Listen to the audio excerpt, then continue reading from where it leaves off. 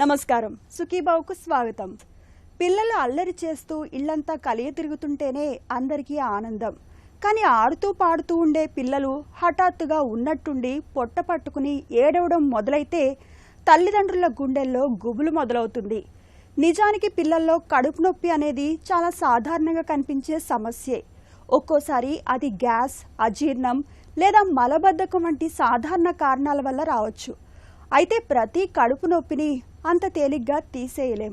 కొన్ని రకాల పొట్ట నొప్పుల వెనుక అపెండిసైటిస్, హెర్నియా లేదా పేగులు ముడతలు పడడం వంటి తీవ్రస్థాయి సమస్యలు కూడా దాగి ఉండొచ్చు. మరి పిల్లల్లో వచ్చే కడుపు నొప్పిని ఎప్పుడు పట్టించుకోవాలి, ఎప్పుడు ప్రమాదకరంగా తీసుకోవాలి మొదలైన వివరాల గురించి ఇప్పుడు తెలుసుకుందాం.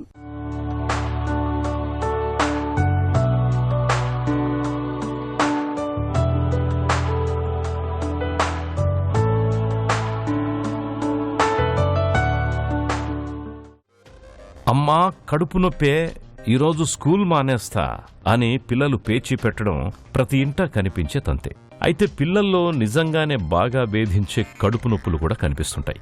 పిల్లల వైద్యుల దగ్గరకొచ్చే కేసుల్లో దాదాపు 40% సమస్యలు కడుపు నొప్పితో కూడుకున్నవే కావడం దీని తీవ్రతకి అద్దం పడుతోంది. సాధారణంగా 2 నుంచి 12 ఏళ్లలోపు పిల్లల్లో కడుపు నొప్పి సమస్య ఎక్కువగా కనిపిస్తుంటుంది. అయితే 5 ఏళ్ల పైబడ్డ పిల్లలైతే నొప్పి ఎక్కడుందో చెప్పగలరు. కానీ అంతకంటే తక్కువ వయసు పిల్లలు తమ సమస్య ఇది అని నోరు తెరచి చెప్పలేరు. ఇలాంటప్పుడు తల్లిదండ్రులు కొన్ని లక్షణాలను నిశితంగా పరిశీలించాలి. పసిపిల్లలు కడుపు నొప్పితో బాధపడుతుంటే కాళ్లను పొట్టవైపు ముడుచుకుంటూ ఏడుపు ఆపకుండా పాలు తాగడానికి నిరాకరిస్తూ బిలబిలలాడుతుంటారు. పిల్లల్లో కడుపు నొప్పికి చాలా వరకు మలబద్ధకం, కడుపులో పురుగులు లేదా సరిగ్గా చేతులు కడుక్కోకుండా తినడం వల్ల వచ్చే ఇన్ఫెక్షన్లే కారణంగా ఉంటాయి అని చెబుతారు డాక్టర్లు. పిల్లల్లో కడుపు నొప్పి ఉన్నది చాలా కామన్గా చూస్తుంటాం మేము. నెలకి 15 నుంచి 20 మంది పిల్లలు మాకు ఇదే సమస్యతో వస్తుంటారు. ఈ కడుపు నొప్పి కొన్ని నెలల నుంచి ఉంటాయి కొంతమంది పిల్లలకి. పేరెంట్స్ దాన్ని డిస్క్రైబ్ చేస్తుంటారు, చాలా విపరీతంగా బాధపడుతున్నాడని. ఇది దీనికి చాలా కారణాలు ఉంటాయి. మనం పెద్దవాళ్ళు తిన్నట్టు పిల్లలు టైంకి భోజనం చేయరు, పోషకమైన ఆహారం తీసుకోరు, తర్వాత ఆటల్లో పడతారు, ఈ సెల్ ఫోన్స్లో గేమ్స్లో పడతారు, సమంగా టైంకి భోజనం చేయడం ఇలాంటివి చేయరు. తర్వాత మనం తీసుకునే ముఖ్యమైన ప్రొటెక్టివ్ ఫుడ్స్ ఉంటాయి, green leafy vegetables, curd milk products, ఇలాంటివన్నీ వాళ్ళు టైంకి ఇష్టంగా తినరు. సో వీటన్నిటి వల్ల రకరకాల ఎసిడిటీ, తర్వాత స్టమక్ ఇన్ఫెక్షన్స్, కాన్స్టిపేషన్, తర్వాత ఇర్రెగ్యులర్ బౌల్ హ్యాబిట్స్, వీటన్నిటి వల్ల చాలామంది పిల్లలు, మెజారిటీ ఆఫ్ చిల్డ్రన్, ఈ కడుపు నొప్పి అనే సమస్యతో బాధపడుతుంటారు. దీనివల్ల స్కూల్కి వెళ్ళకపోవడం, తర్వాత ఒక మూలన ఫిజికల్ యాక్టివిటీ లేకుండా ఉండడం, ఇవన్నీ దీనివల్ల వచ్చిన రీజన్స్ అండ్ దీనివల్ల వచ్చిన కాంప్లికేషన్స్ అన్నమాట. ఈ కడుపు నొప్పి అనే సమస్య మేము 4 నుంచి 12 సంవత్సరాల మధ్యలో పిల్లల్లో చాలా కామన్గా చూస్తాం. పేరెంట్స్ అనుకుంటారు వీడు స్కూల్కి వెళ్ళడానికి ఏదో సాకు చెప్తున్నాడు కడుపు నొప్పిని అది అనుకుంటారు. ఎందుకంటే ఏ రకమైన స్కాన్ తీసినా, ఎక్స్రేస్ తీసినా, ఏం తీసినా అని నార్మల్గా ఉంటాయి. కడుపు నొప్పి అనేది పైకి ఏం కనిపించదు. సో పేరెంట్స్ అనుకుంటారు ఇది వాళ్ళు స్కూల్కి వెళ్ళడానికి ఇష్టం లేక వాడు కడుపు నొప్పి అని చెప్తున్నారని. కానీ దీనికి కారణాలు నేను చెప్పినట్టు రకరకాల hyper acidity, irregular food habits, constipation, ఇలాంటి కారణాలు అవుతాయి. పిల్లలు అప్పుడప్పుడు కడుపు నొప్పితో బాధపడడం సహజమే. చాలాసార్లు కడుపు నొప్పి పెద్దగా పట్టించుకోవలసిన సమస్య కూడా కాకపోవచ్చు. కానీ అన్ని కడుపు నొప్పులు ఒకేలా ఉండవు. కొన్నిసార్లు కడుపు నొప్పి ప్రమాదకరంగా కూడా ఉండొచ్చు. గ్యాస్ లేదా అజీర్ణం వల్ల వచ్చే నొప్పి అయితే పొట్ట చుట్టూ వస్తుంటుంది. కాసేపు ఏడ్చి గ్యాస్ పాస్ అవ్వగానే లేదా మల విసర్జనకు తగ్గిపోతుంది. కానీ అది ప్రమాదకరమైన జబ్బైతే పొట్టలో నొప్పి అస్సలు తగ్గదు. సమయం గడిచే కొద్దీ దాని తీవ్రత పెరుగుతూ ఉంటుంది. పొట్టపై చేతితో కొద్దిగా నొక్కిన విపరీతమైన నొప్పితో అరుస్తారు. దీన్నే వైద్యులు అక్యూట్ అబ్డామిన్ అంటారు. ఇలాంటప్పుడు పిల్లల్లో కడుపు నొప్పి ఆనుపానులు తెలుసుకునేందుకు ultrasound abdomen, complete blood picture, urine test వంటి పరీక్షలు చేయాల్సి ఉంటుంది. వీటి సాయంతో కడుపు నొప్పికి అసలు కారణాన్ని చాలా వరకు పసిగట్టొచ్చు. గ్యాస్ వల్ల, తర్వాత నేను చెప్పిన కారణాల వల్ల, ఎసిడిటీ లేదంటే కాన్స్టిపేషన్ వల్ల వచ్చిన నొప్పి ఒకసారి వచ్చి తగ్గిపోతుంది. మళ్ళీ మరుసటి రోజు కూడా వస్తుందో లేదో ఉండదు, మళ్ళీ 2-3 రోజుల తర్వాత వస్తుంటుంది. అలాగే చాలా ఇర్రెగ్యులర్గా పెయిన్ ప్యాటర్న్ ఉంటుంది. అదే కొంచెం డేంజరస్ పెయిన్స్ ఉన్నాయి, సర్జరీ చేసి నివారించవలసిన, ట్రీట్మెంట్ చేయవలసిన పెయిన్స్ ఉంటాయి. వాటిలో నొప్పి తగ్గదు, కంటిన్యూస్గా ఉంటుంది. ఎస్పెషలీ నిద్దట్లో బాబు పడుకోవట్లేదు, నిద్దట్లో కూడా పెయిన్ అని ఏడుస్తున్నాడు అని చెప్పారు అంటే అది కొంచెం డేంజరస్ అయినే. దాన్ని కొంచెం సీరియస్గా తీసుకుని దానికి కావాల్సిన ఇన్వెస్టిగేషన్లు, టెస్ట్లు చేయించి దానికి లోపల బాబు పొట్ట లోపల ఏంటి ప్రాబ్లం ఉందని తెలుసుకోవాలి. సాధారణంగా దీనికి వచ్చిన కారణాలు ఏంటంటే, ఒకటి గాల్ స్టోన్స్ పెద్దవాళ్ళు వచ్చినట్టే పిల్లల్లో కూడా వస్తాయి. వాళ్ళలో కూడా ఈ పెయిన్, ఈ రకరకాల పెయిన్స్ వస్తుంటుంది. రెండవది చాలా ముఖ్యమైనది ఏంటంటే అపెండిసైటిస్. ఈ అపెండిసైటిస్తో వచ్చిన పెయిన్ ఏంటంటే సాధారణంగా అది తగ్గదు, 24 hours కంటిన్యూస్గా ఉంటుందన్నమాట.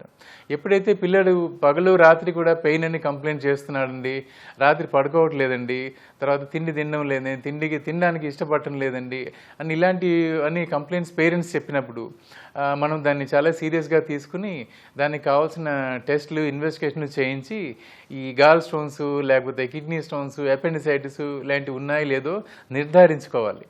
ఏమీ లేకుండా నార్మల్గా ఉంటే మంచిదే, కానీ ఇలాంటి 3-4 కండిషన్స్, సివియర్ కండిషన్స్ ఉన్నాయి.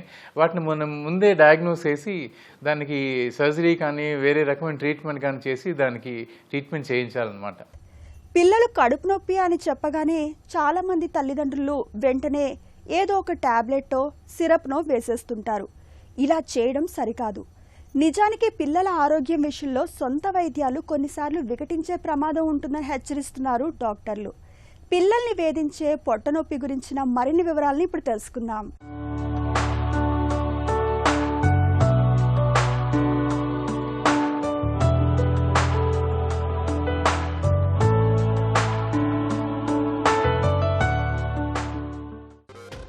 అపెండిసైటిస్ పిల్లల్లో వచ్చే అత్యవసరమైన ప్రమాదకరమైన కడుపు నొప్పి ఇదే. మన పెద్దపేగు చివరన ఉండే ఒక చిన్న వేలులాంటి నిర్మాణమే అపెండిక్స్.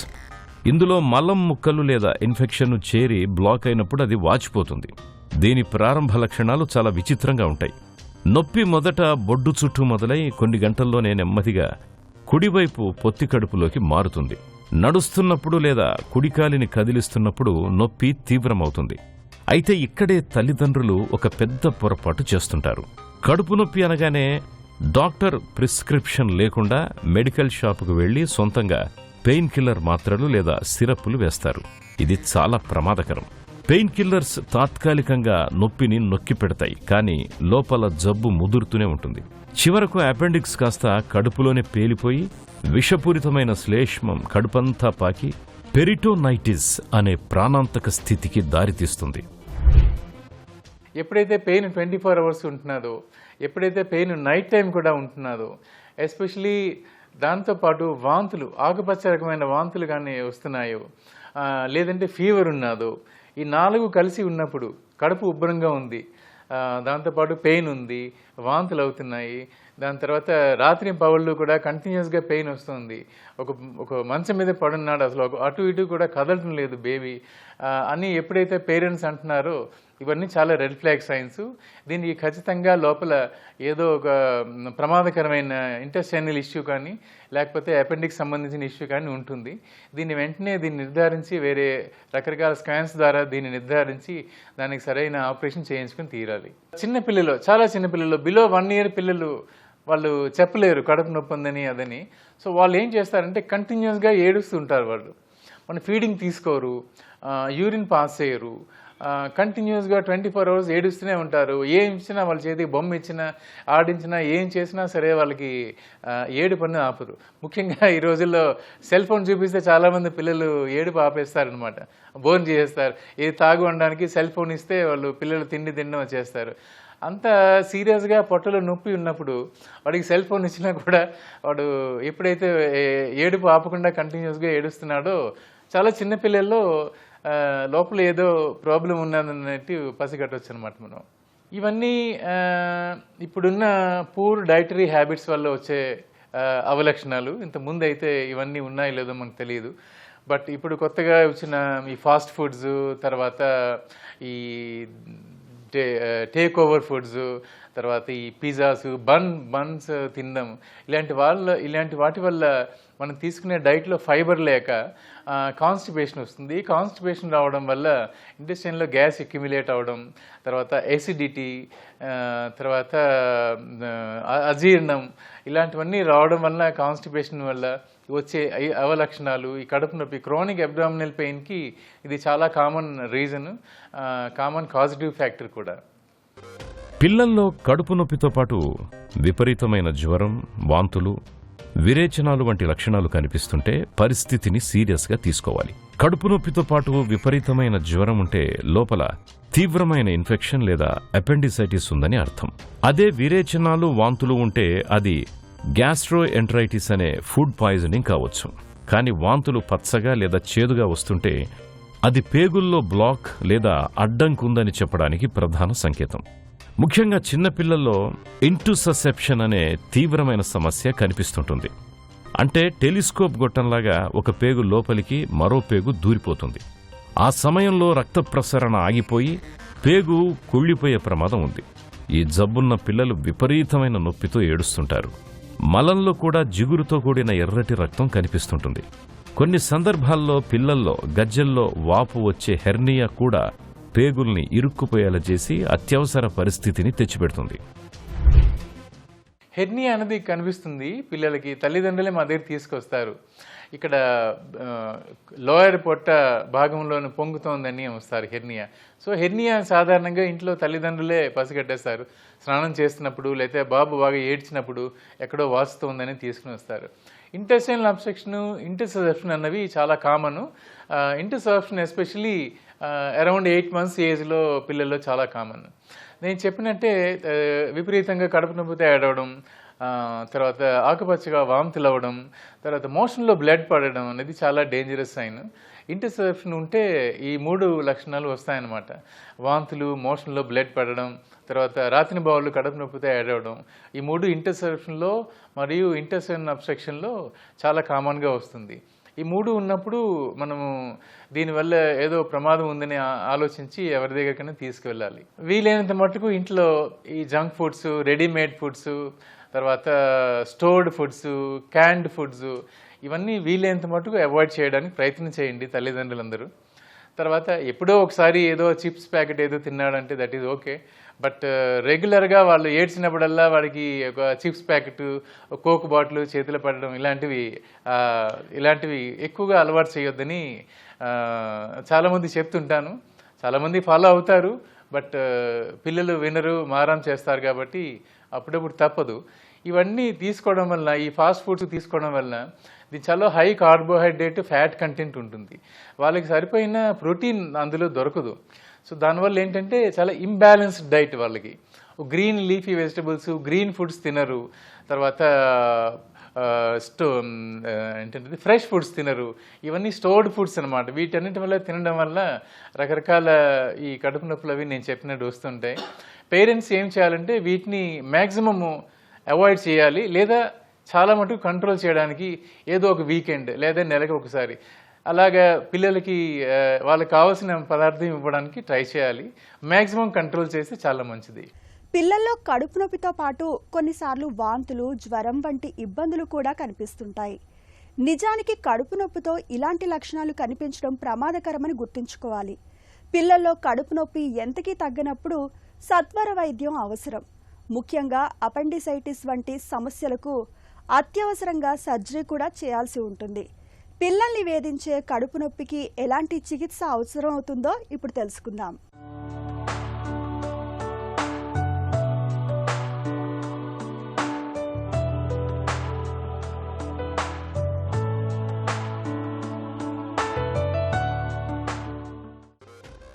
పిల్లల్లో కడుపు నొప్పితో కనిపించే కొన్ని లక్షణాల్ని చాలా ప్రమాదకరంగా భావించాలి. వెంటనే హాస్పిటల్కి పరిగెత్తాలి. పిల్లవాడు నొప్పి భరించలేక కళ్ళు తేల్చేస్తున్నా లేదా స్పృహ తప్పిపోతున్నా, ఆకుపచ్చటి రంగులో వాంతులవుతున్నా, మలంలో రక్తం పడుతున్నా, పొట్ట బాగా ఉబ్బిపోయి తాకితేనే విలవిలలాడుతున్నా క్షణాల మీద పీడియాట్రిక్ సర్జన్ ఉన్న ఆసుపత్రికి తీసుకెళ్లాలి. అంతే తప్ప ఇలాంటి అత్యవసర స్థితిలో పొట్టపై వేడి నీళ్ల కాపడం పెట్టడం లేదా వాము నీళ్లు తాగించడం వంటి పనులు అస్సలు చేయకూడదు. ఈ గృహ వైద్యాలు కేవలం సాధారణ గ్యాస్ నొప్పులకే తప్ప ప్రమాదకరమైన కడుపు నొప్పులకు కాదు అని గుర్తుంచుకోవాలి. ఒక డాక్టర్ దగ్గరికి మీరు పొట్ట నొప్పితోటి చైల్డ్ని తీసుకెళ్తే ఏమేమి చేస్తారంటే first thing they will do is examine the child అండి. అంటే ఏంటంటే చైల్డ్ని చూడాలి, చూసి డాక్టర్ గారు పొట్ట మీద ప్రెస్ చేసి చూస్తారనమాట. సో అంటే గార్డింగ్ ఏమైనా ఉందా, రిజిడిటీ ఉందా, ఇవన్నీ వాళ్ళు చూస్తారు. చూసిన తర్వాత వాళ్ళకి అవసరం అనిపిస్తే అప్పుడు then they will go head and investigate the child. And ఇంకొకటి ఏంటంటే ఇన్వెస్టిగేషన్స్కి వచ్చేసరికి అల్ట్రాసౌండ్ స్కానింగ్, ఒకవేళ అవసరం అయితే సిటీ స్కానింగ్లు అవి కూడా చేయాల్సి రావచ్చు అనమాట. అండ్ ఇంకొకటి ఏంటంటే ఇంకొక కామన్ కాజ్ ఇలా పొట్ట నొప్పికి నులిపురుగులు అనమాట. So as the government is taking initiative every 6 monthsకి ఆల్మోస్ట్ ఎవ్రీ చైల్డ్ ఈ డీవార్మింగ్ అనేది జరుగుతుంది కాబట్టి ఇన్సిడెన్స్ మెల్లిగా తగ్గిపోతుంది అన్లెస్ అంటిల్ కొన్ని పెరిఫరీ ఏరియాస్లో తప్ప ఆల్మోస్ట్ ఈ నులిపురుగుల వల్ల పొట్ట నొప్పి రావడం అనేది తగ్గుతుంది. సో మోస్ట్ కామన్లీ ఇప్పుడు వస్తుంది ఏంటంటే gastritis because of altered food habits and also ఏంటంటే యాంగ్జైటీ ఇన్ చిల్డ్రన్ బాగా పెరుగుతుందండి. సో దానివల్ల కూడా ఇట్లా స్టమక్ పెయిన్ లాగా వస్తుంది. So whenever there are danger signs as I told you, like అంటే వామిటింగ్స్ కానీ, బోవెల్ హ్యాబిట్స్ చేంజ్ అవ్వడం కానీ, యాక్టివిటీ బాగాలేకపోవడం కానీ, ఫీవర్ అసోసియేట్ అవ్వడం కానీ, ఇలాంటివి ఏమైనా ఉన్నప్పుడు మనం you have to take the stomach pain seriously. If there is an anxiety attack or something, కొంచెం అడాల్సెంట్ ఏజ్ గ్రూప్లో కామన్ కాబట్టి కూర్చోబెట్టి అసలు యాంగ్జైటీకి ఏంటి కారణం అనేది మాట్లాడడం, గ్యాస్ట్రైటిస్కి మెడికేషన్ అది ఇవ్వడం, వీటి వల్ల కూడా ఇన్సిడెన్స్ ఆఫ్ స్టమక్ పెయిన్ తగ్గుతుంది. పొట్ట నొప్పి రాగానే చేయాల్సినవి ఏంటి, చేయకూడనివి ఏంటి, so dos and don'ts. So డూస్కి వచ్చేసరికి ఏంటంటే you should preferably give them bland diet, అంటే మరీ మసాలాలు, కార్బోనేటెడ్ డ్రింక్స్ ఇవన్నిటిని అవాయిడ్ చేస్తూ నార్మల్ బ్లాండ్ డైట్ పెట్టడం అండ్ వాటర్ కంటెంట్ ఎక్కువ పెంచడం అండ్ చైల్డ్కి వీలైనంత రెస్ట్ ఇవ్వడం అనేది కంపల్సరీగా చేయాల్సి ఉంటుంది. అండ్ కమింగ్ టు డోంట్స్ ఏంటంటే like never force feed the child during stomach pain. ఫోర్స్డ్గా ఫీడింగ్ చేయడం కానీ, లేకపోతే డల్గా యాక్టివిటీ బాగాలేని చైల్డ్కి ఫుడ్ పెట్టడం కానీ, so there will be chance of aspiration, ఇవన్నీ ఉంటాయి. సో అందుకు when ever a child is having stomach pain, give them a proper medication as directed by your physicians and rest ఇవ్వండి. గట్నేమి రెస్ట్ ఇవ్వక్కర్లేదు కానీ bland diet preferably పెడితే మంచిదండి.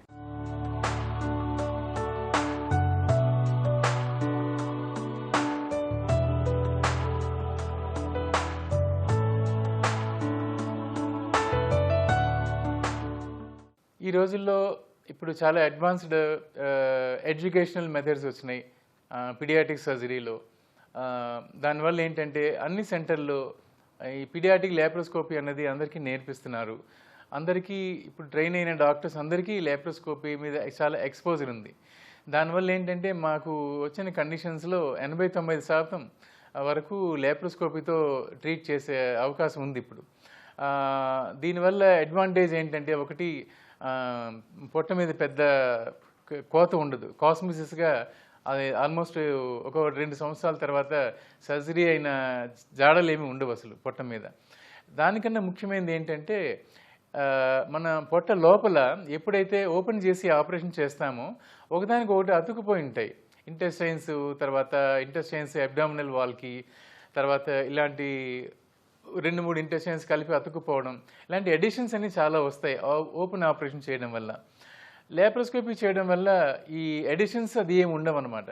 మీరు 2-3 సార్లు laparoscopy చేసినా పొట్ట లోపలంతా నీట్గా అసలు ఆపరేషన్ చేసిన లక్షణాలు ఏమి కనిపించవు. సో దానివల్ల ఇప్పుడు చాలామంది ల్యాప్రోస్కోపిక్ సర్జరీ నేర్చుకుంటున్నారు. పేరెంట్స్ కూడా ల్యాప్రోస్కోపీ సర్జరీయే కావాలని మా దగ్గరికి వస్తున్నారు అనమాట. దానివల్ల చాలా అడ్వాంటేజెస్ ఉంది. కాస్మెసిస్ ఒక ఆస్పెక్ట్ అయితే పొట్ట లోపల ఎడిషన్స్ లేకుండా ఇంటెస్టైన్స్ అవన్నీ హెల్దీగా ఉండడం అనేది రెండో అడ్వాంటేజ్ అనమాట. అపెండిక్స్ లేదా పేగుల సర్జరీ అంటే ఒకప్పుడు పొట్టపై పెద్ద కోత పెట్టేవారు. ఇలాంటి ఓపెన్ సర్జరీల మూలంగా పిల్లలకు విపరీతమైన నొప్పి, పెద్ద మచ్చ, కోలుకోవడానికి వారాల సమయం పట్టేది. కానీ ఇప్పుడు పీడియాట్రిక్ సర్జరీ రంగంలో లాప్రోస్కోపీ లేదా కీహోల్ సర్జరీ ఒక సంజీవినిలా మారింది. పొట్టపై కేవలం పెన్సిల్ మోన అంత చిన్న రంధ్రాల ద్వారా కెమెరా సాయంతో లోపలున్న సమస్యని అత్యంత ఖచ్చితత్వంతో స్క్రీన్పై చూస్తూ సర్జరీ పూర్తి చేస్తారు. కోత లేదు కాబట్టి నొప్పి ఉండదు. సర్జరీ జరిగిన మరుసటి రోజే పిల్లలు హాయిగా నడుచుకుంటూ ఇంటికెళ్ళిపోవచ్చు. ఇక పిల్లల్లో ప్రమాదకరమైన కడుపు నొప్పి తలెత్తకుండా ఉండాలంటే వారి జీవన శైలిని మార్చాలి. బేకరీ ఫుడ్స్, నూడిల్స్, చిప్స్ వంటి జంక్ ఫుడ్స్ పేగుల్ని నాశనం చేస్తాయి. వాటిని పూర్తిగా దూరం పెట్టాలి.